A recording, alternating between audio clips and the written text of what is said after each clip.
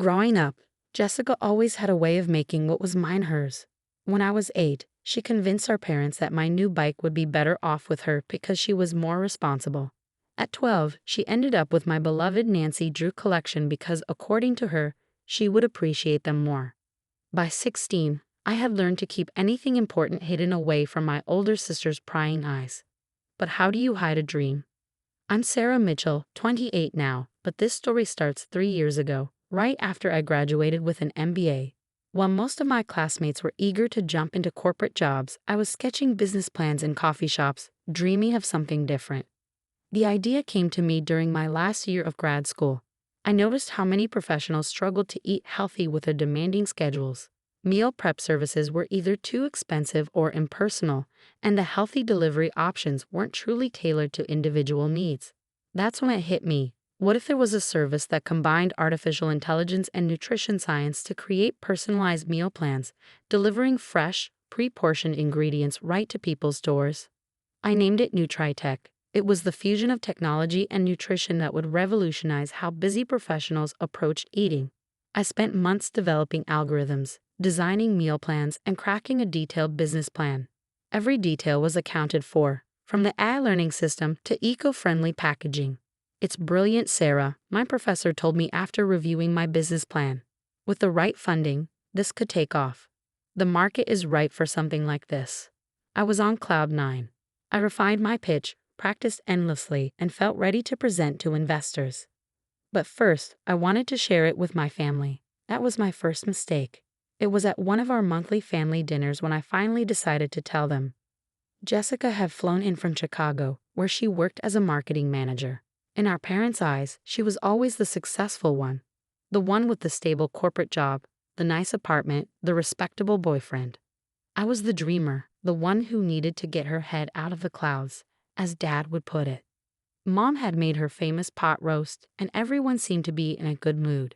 Perfect timing, I thought, to share my vision. I've been working on something. I began pulling out my neatly prepared presentation folder. A business idea that I think could really work. Not another one of your schemes, Dad sighed, but Mom shushed him. Let her talk, Robert, she said, though her look made it clear she shared his doubts. Jessica sat across from me, her wine glass held delicately between perfectly manicured fingers, watching with an expression I now recognize as calculated curiosity as I explained the concept. It's called NutriTech, I said, laying out my market research charts. It's a personalized meal planning and delivery service that uses AI to learn users' preferences and dietary needs. The algorithm creates tailored meal plans, and we deliver fresh, pre-portioned ingredients right to their door. I went on about the technology, the gap in the market, the growth potential. As I spoke, I noticed something shift in Jessica's expression. The polite boredom was gone, replaced by something sharper. The best part, I continued, is that I've already developed the basic algorithm. I worked with a friend in computer science to create a prototype. All I need now is initial funding to launch a pilot program. How much funding? Dad asked, clearly skeptical. Based on my projections, about $200,000 for the first year. That would cover technology development, initial marketing, and operating costs until we break even. Dad nearly choked on his wine. $200,000? Are you out of your mind? It's actually quite reasonable for a tech startup, I explained. And I've already had some interest from angel investors. Interest isn't commitment, Jessica interrupted, her first words since I started talking. Have any of them actually offered to invest? Not yet, but... Then it's just another pipe dream, Dad concluded, returning to his pot roast. Sarah, honey, why don't we focus on finding a real job? Jessica's company is always hiring and marketing. This is a real job, Dad. This could be huge. The meal delivery market is projected to reach $200 billion by 2025, and with our unique AI approach. I think it's interesting, Jessica said suddenly, interrupting me, and everyone at the table turned to her in surprise. She had never supported any of my ideas before. The AI aspect is clever, very innovative. I should have seen the red flags then, but I was so starved for approval that I missed the predatory gleam in her eyes. Really? I asked, hope swelling in my chest. You think so? Absolutely, she smiled, reaching for my business plan. Mind if I take a look at the details? Maybe I can offer some marketing insights. Like a fool, I handed her everything: market research, financial projections, technical specs, even the algorithm prototype. She spent the rest of dinner poring over my materials, asking questions I now realize were aimed at gathering intel rather than offering support. The next few weeks were shockingly pleasant. Jessica called regularly, offering helpful suggestions, seeming genuinely interested in my success. She even introduced me to some of her business contacts, though none ever followed up on my pitches. Then came the day that changed everything. I was in my favorite coffee shop, revising my business plan, when my phone started buzzing with notifications. Friends had tagged me in a press release. My heart dropped as I read the headline: Rising Star Executive Launches Revolutionary AI-Driven Meal Planning Service. The accompanying photo showed Jessica smiling professionally in front of a sleek logo for TechBite, a personalized meal planning and delivery service using artificial intelligence to create customized meal plans for busy professionals. My business, my idea, my dream. But there she was, quoted in the article. I've always been passionate about combining technology with nutrition. TechBite represents months of careful planning and development. The worst part? The article mentioned they'd secured $500,000 in initial funding from our parents' retirement savings. My hands shook as I dialed Jessica's number. She picked up on the first ring, her voice cold and polished. I was wondering when you'd call, she said. How could you? I croaked. That's my business, my idea. Your idea, she laughed. Sarah, ideas are worthless without execution. You've been sitting on this for months, talking about it but not doing anything real. I saw an opportunity and took it. That's business. You stole my business plan, the algorithm, the strategy, everything. I adapted a concept, she corrected smoothly. And let's be honest, who's more qualified to run this? Me with years of corporate experience, or you with your coffee shop dreams? I hung up and called our parents, thinking they'd see how wrong this was. I was wrong. Jessica came to us with a solid plan, Dad said. She has the experience, the connections. It just made sense to invest in someone who knows what they're doing. But it's my idea. I nearly screamed. She stole everything: the concept, the tech, the marketing strategy. Oh, honey, Mom's voice was sympathetic but dismissive. You're just upset because Jessica is actually making your dream happen. You should be happy for her success. Happy? I couldn't believe what I was hearing. She stole my entire business. That's enough, Dad snapped. Jessica has worked hard to get where she is. She knows how to run a business. You're just upset because she's doing what you couldn't. Stop being childish. That night, as I sat in my apartment, surrounded by the remnants of my dreams, market research, financial projections, my phone buzzed with congratulatory messages about Jessica's innovative new business venture. I watched through social media as she became the darling of the business scene. Young entrepreneur revolutionizes meal planning industry, read one headline. TechBite. The future of personalized nutrition, proclaimed another. My parents proudly shared photos from the launch party, Mom holding onto Jessica's arm, Dad giving a speech about his brilliant daughter's vision. The same vision he dismissed as a pipe dream when it came from me. But as I sat there, something inside me shifted. The hurt turned into something harder, more determined. They thought I was just a dreamer. Fine. They thought Jessica was the only one who could succeed. I'd show them just how wrong they were. I opened my laptop and began to write, not another business plan, but something bigger, something that would make NutriTech look like a practice run. That night was the start of my real story. While Jessica rode high on stolen success, I was planting the seeds of something that would change everything. And 3 years later, when their house of cards crumbled, they'd learn exactly who they'd underestimated. But that's a story for later. First, let me tell you about what happened next. Because watching Jessica destroy my business while ruining our parents' future was just the beginning.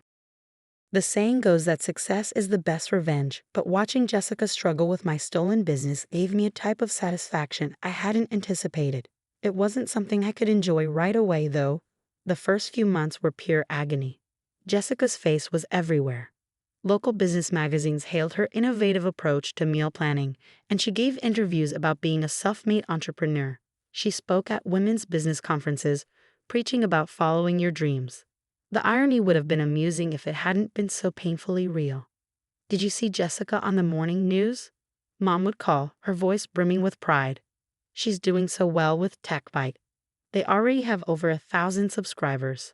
I'd mumble some noncommittal response and end the call as quickly as possible. Each conversation was like a fresh cut to the wound. But while they were all celebrating Jessica's genius, I noticed something they didn't: flaws in her empire. Jessica may have stolen my business plan, but she didn't understand the technology behind it. The AI algorithm I developed with my friend Dave wasn't just a simple recommendation tool. It was a complex system that required constant updating and refinement. Whispers started circulating through mutual friends. Complaints about meal recommendations that didn't make sense. Delivery mishaps. Technical glitches in the app. Jessica had launched with a bang, but the foundation was shaky. The algorithm suggested shellfish for a customer with a seafood allergy, Dave told me over coffee one day. He'd been approached by TechBite to fix their issues but refused, remaining loyal to me. They're using a simplified version of our code, but they don't know how to maintain it. Meanwhile, I was busy with my own plans. The night Jessica launched TechBite, I'd started sketching out something bigger, something more comprehensive. If Jessica wanted to play in the tech space, I'd show her what real innovation looked like. I called it LifeSync, an entire digital ecosystem for personal wellness. Not just meal planning, but a platform that could track fitness, monitor mental health, and integrate advanced AI to optimize all aspects of well-being. TechBite would look like an abacus next to LifeSync's quantum computing. But this time, I was smarter. I registered patents for every component of the technology. I documented everything meticulously. And most importantly, I kept my mouth shut around my family. I took a job at a local tech startup to pay the bills, spending every free moment on LifeSync. My apartment became a fortress of whiteboards, sticky notes, and code. I reached out to my business school network, making connections without revealing too much. 6 months into Jessica's success, TechBite hit its first crisis. A group of customers had severe allergic reactions due to incorrect ingredient listings. The local news picked up the story. "It's just growing pains," Dad said dismissively when I mentioned it during one of our monthly family dinners. Every new business has challenges. Jessica wasn't there that night. She'd been missing more and more family events, always citing her busy schedule. When she did attend, the confident smile from her press photos had been replaced by a tight, strained expression. "The technical issues are minor," she snapped when anyone dared bring them up. "We're scaling rapidly. These things happen." But I knew better. I had built that system. I knew exactly what would happen without proper maintenance. It was like watching someone crash my car in slow motion. 9 months in, the complaints snowballed. The Better Business Bureau was flooded with reports about incorrect orders, billing errors, and poor customer service. Jessica's perfect 5-star rating dropped to 2 stars. "Maybe you could help your sister," Mom suggested during one of her calls. With the technical stuff, families should stick together." I gritted my teeth. "I don't think Jessica wants my help, Mom. Besides, I've got my own projects." "Still with those pipe dreams," she sighed. "Honey, why can't you be more like your sister? She actually made something of herself." That conversation broke something inside me. I stopped attending family dinners. I stopped answering their calls. And I poured everything I had into LifeSync. A year after TechBite's launch, the first major investor pulled out. Others soon followed. The press turned from glowing praise to sharp criticism. TechBite, a cautionary tale in tech startup management, read one particularly scathing article. I wasn't there when it happened, but I heard about the family meeting through Dave. Jessica had called our parents to the TechBite office to discuss the financial situation. The business was hemorrhaging money. Technical issues, poor customer service, and bloated costs were sinking the ship. The expensive office space and over-the-top marketing campaigns had drained their resources. "We just need more investment," Jessica apparently insisted. "Another $300,000 would get us through this rough patch." Dad exploded. They'd already drained their entire retirement savings into TechBite. The house was mortgaged to cover operating costs. There was nothing left to invest. That's when the truth about Jessica's so-called successful management came out. She'd been hiding the company's struggles, feeding our parents doctored reports while the business was falling apart behind the scenes. My phone started buzzing. First Mom, then Dad, then Jessica herself. I let them all go to voicemail. "Sarah, honey, Please call us back. We need to talk about some things. Mom's voice message was strained. Look, I know we had our differences, but this is serious. Dad's message was gruff, anxious. Sarah, I know I messed up, but I need your help. Please. Jessica's voice trembled, sounding almost like she was crying. I listened to each message with an odd sense of detachment. A year ago, I would have rushed to help. Now I had other things to focus on. LifeSync was nearly ready for launch. I had secured meetings with real investors, venture capitalists who were interested in the technology, not just the story. My patents were approved. Everything was set. Then came the news that would rock our family to its core. TechBite was declaring bankruptcy. But the real bombshell was yet to drop. The truth about Jessica's business practices was about to be exposed, and it was far uglier than anyone could have imagined. The bankruptcy filing for TechBite hit the local news on a Tuesday morning, and it felt like the world was finally catching up to the truth. I was in my apartment, preparing for a crucial investor meeting for LifeSync when my phone buzzed relentlessly. Notifications flooded in, each one more damning than the last. TechBite files for Chapter 7 bankruptcy. Customers left in limbo. Local tech startups spectacular fall from grace. TechBite closure leaves trail of debts and angry customers. But the article in the Business Journal, the detailed investigative piece, that was the real punch to the gut. Jessica hadn't just driven TechBite into the ground. She committed fraud. According to the investigation, Jessica had fabricated customer numbers to impress investors. She claimed to have over 10,000 active subscribers, but the real number was closer to 2,000. And those were rapidly dropping as service issues piled up. She falsified financial records to secure loans and had kept accepting new customer payments even when she knew they couldn't fulfill orders. Jessica wasn't the only one who'd caused damage. She'd roped in several of our parents' friends, promising them guaranteed returns on investments that never came. On top of that, she'd taken out high-interest loans against the company's dwindling assets, racking up over $2 million in debt. The scandal rocked the local business community. People who once saw Jessica as the shining example of entrepreneurial success now wanted criminal investigations. Former employees spoke out, sharing stories of bounced paychecks and unsafe working conditions. It felt like everything she had built was crumbling, and it was hard not to feel a strange satisfaction, even as I focused on LifeSync. Then came the knock on my door. At first, it was just the usual pounding, but I recognized my mother's frantic voice. "Sarah, open up. We know you're in there." I opened the door reluctantly. Mom and Dad stood there, disheveled, clearly exhausted. Dad's face looked years older, and Mom's hair was tangled and wild. "What do you want?" I asked, trying to keep the edge out of my voice. They barged past me into the apartment. Mom clutched her tablet, waving it in my face. "Have you seen this? They're saying Jessica might face criminal charges. We need your help." My help? I couldn't mask the incredulity in my voice. "Now you need my help." "This is serious, Sarah," Dad said, his voice strained. "The investigators are looking at everything. Jessica, she made some mistakes." "Mistakes?" I laughed, but there was nothing funny about it. "She stole my business, ruined your retirement, and committed fraud." "Those aren't mistakes, Dad. Those are crimes."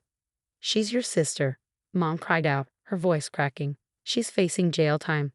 We could lose everything, our house, our savings, everything. And what exactly do you expect me to do about it?" They exchanged a glance, and Dad hesitated. "We thought maybe you could talk to the investigators. Explain that you were involved in the business planning. Take some responsibility." "Get out," I said, my voice icy. "Sarah, please." "Get out it," I screamed, the rage boiling over. "You want me to take the fall for her? After everything she did? After you supported her in stealing my business?" "We didn't know," Mom began. "No," I cut her off. "You didn't want to know. You didn't want to see it because it was Jessica, your perfect daughter. Well, guess what? She did plenty wrong, and now you're all going to have to deal with the consequences." They left, but it didn't end there. Jessica showed up next, looking nothing like the confident entrepreneur she once portrayed. Her designer clothes were wrinkled, her makeup smudged. "I can explain everything," she said, pushing past me into the apartment just like our parents had. "Can you?" I crossed my arms, my voice calm but sharp. Can you explain why you stole my business? Why you lied? Why you committed fraud? I didn't mean for any of this to happen. She collapsed onto the couch, her face buried in her hands. It just got away from me. The investors wanted bigger numbers, the customers wanted better service. Everyone just kept asking for more. And you couldn't deliver because you never understood how the business actually worked, I said, finishing the thought for her. You stole an idea without understanding its foundation. She lifted her tear-streaked face. I need your help, Sarah. The investigators are looking at wire fraud charges. If you could just tell them you were involved, say you approved things. Stop right there, I said, holding up my hand. I'm not going to perjure myself to save you. But I'm your sister. Her voice broke. Are you? I asked quietly, because when you stole my business, took our parents' retirement savings, and lied and cheated your way through the last year, were you thinking about being my sister then? She left, sobbing, but I felt nothing. The time for sympathy was long past. In the weeks that followed, Jessica's downfall became public knowledge. She was formally charged with multiple counts of wire fraud and securities fraud. Our parents had to sell their house to pay back some of the investors they brought in. Dad took a job as a night security guard, and Mom started selling her jewelry to make ends meet. Meanwhile, LifeSync was moving forward. The investor meeting I'd been preparing for when my parents showed up, it went far better than I'd hoped. This is impressive, the lead investor said, flipping through my documentation. The integration of AI across multiple wellness verticals, the patent protection, the scalability. You've clearly thought this through. I've had some experience with what not to do, I replied with a small smile. They offered $5 million in series of funding, and the contract was signed the same week Jessica accepted a plea deal. LifeSync's launch couldn't have been more different from Tech Bites. No flashy press releases, no morning show appearances. We started small, focused on getting the technology right, ensuring customer satisfaction before scaling up. 6 months in, we had a stable user base and glowing reviews. 9 months later, we were featured in Tech Monthly as the wellness platform to watch. A year in, we were profitable and expanding. Then the letters started coming. First, from Mom. Then Dad. And finally Jessica, writing from the minimum security prison where she was serving her 18-month sentence. They all said the same thing. We're so sorry. We should have believed in you. Can we talk about making things right? I kept the letters but didn't respond. I was too busy building something real, something that would last. And just as LifeSync was hitting its stride, as I was seeing the results of my hard work come to life, Jessica was released from prison, and she had nothing left to lose. The days following Jessica's intrusion were tense, like a calm before the inevitable storm. I doubled down on LifeSync's growth initiatives, diving into work to distract myself from the gnawing unease that she would try something else. My team noticed the shift in my focus, but no one dared question it. They were used to seeing me laser-focused, but this was different. Even I could feel it, an underlying sense of dread building with every passing day. And then it came. It started with a headline on a local news blog. Estranged sisters clash over family fallout. Is the wellness tech mogul hiding a dark past? The article was filled with Jessica's carefully spun narrative. She painted herself as the misunderstood black sheep of the family who had made some poor choices but was now trying to reconcile. She framed me as cold, unrelenting, and unwilling to forgive. She even hinted that LifeSync's success might not have been as clean as I'd led people to believe. It was a masterful smear job, vague enough to avoid outright defamation, but suggestive enough to stir controversy. By midday, it had been picked up by larger outlets, and my PR team was in a frenzy. We need to issue a statement, my head of PR, Melissa, urged during an emergency meeting. If we let this narrative take hold, it could damage the brand. People love a redemption story, and right now, Jessica's spinning herself into one while making you look like the villain. I clenched my fists under the table, my nails digging into my palms. No statements, I said firmly.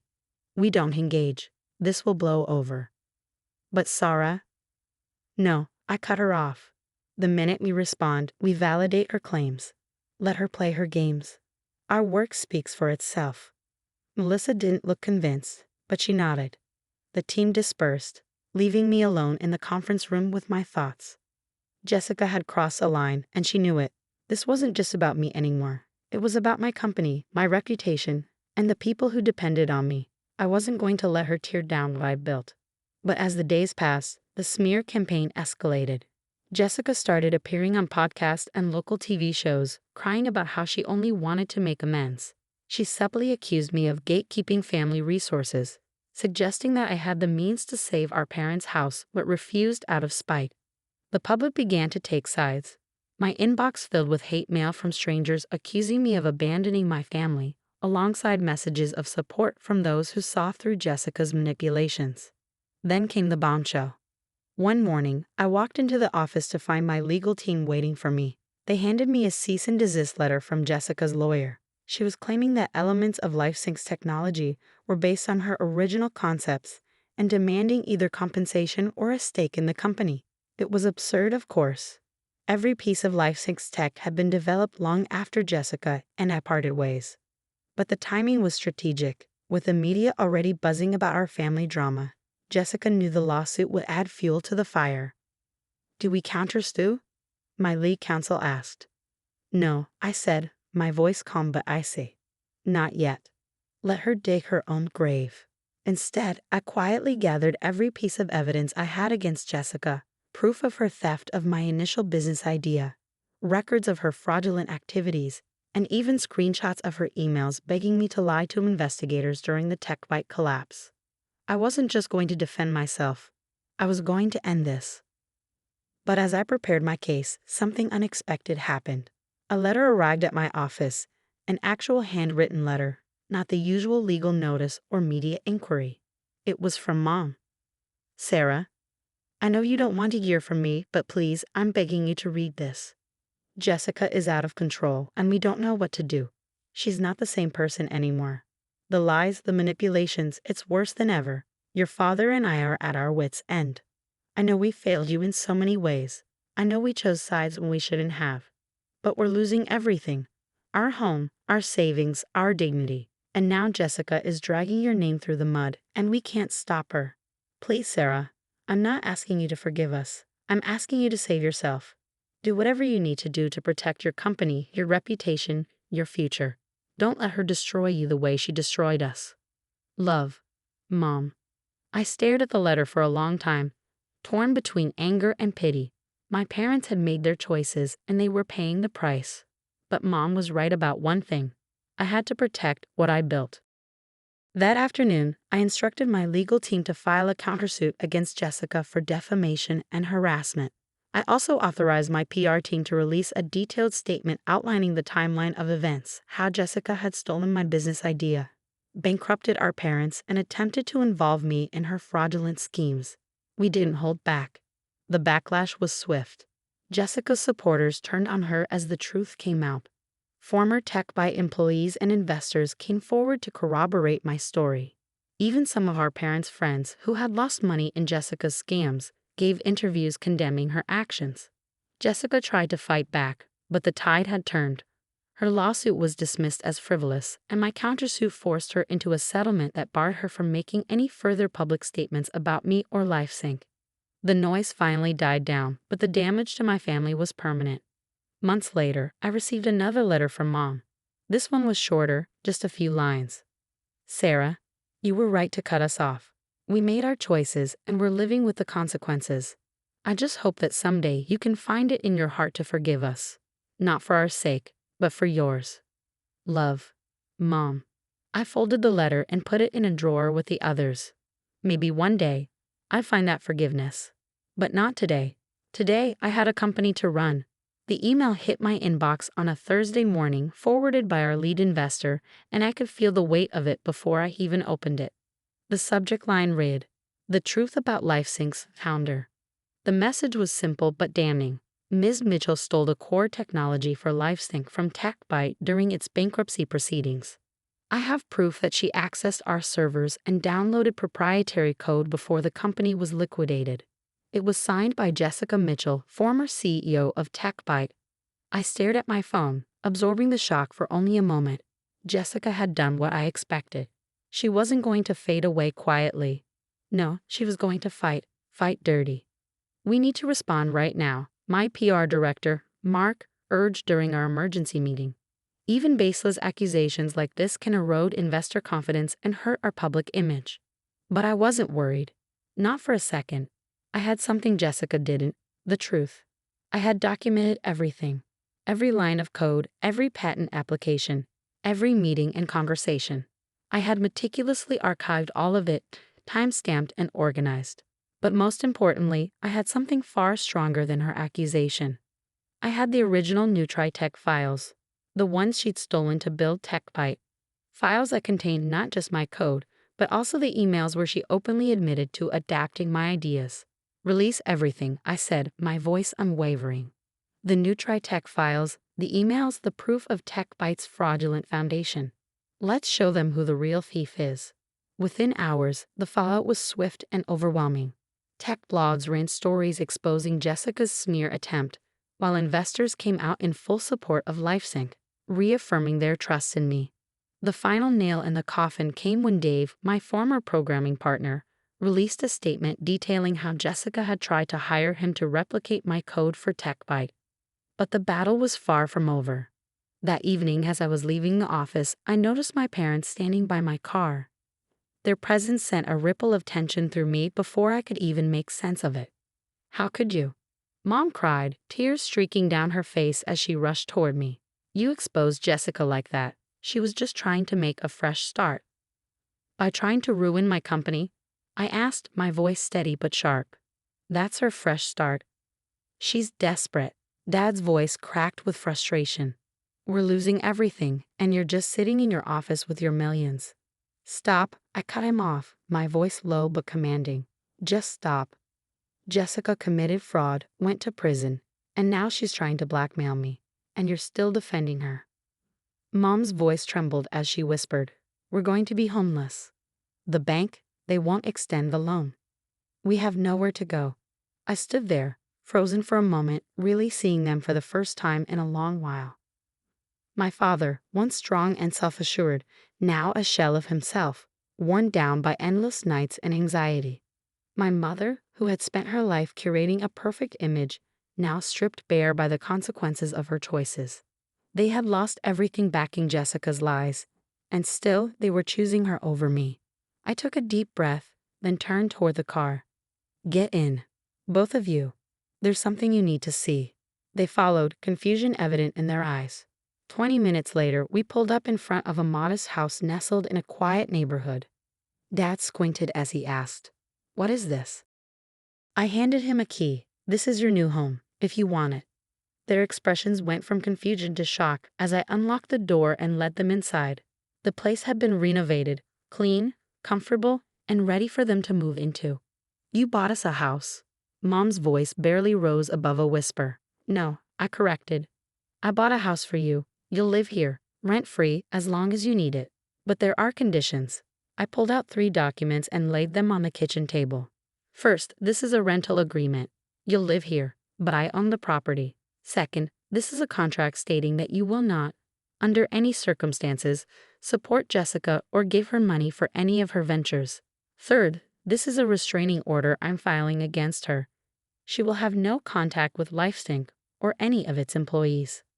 Mom blinked, her face pale. But she's your sister, she murmured. No, I said firmly. She's someone who stole from me, tried to destroy everything I built, and would do it again if given the chance. Those are my terms. Take them or leave them.